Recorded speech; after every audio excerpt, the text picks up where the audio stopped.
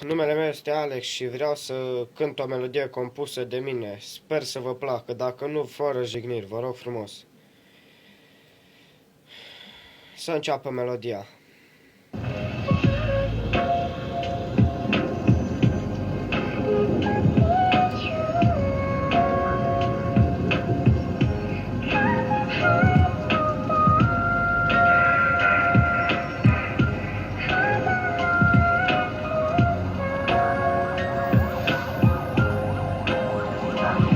Versul pe care îl scriu acum nu vreau să fie uitat, ține-l minte vere.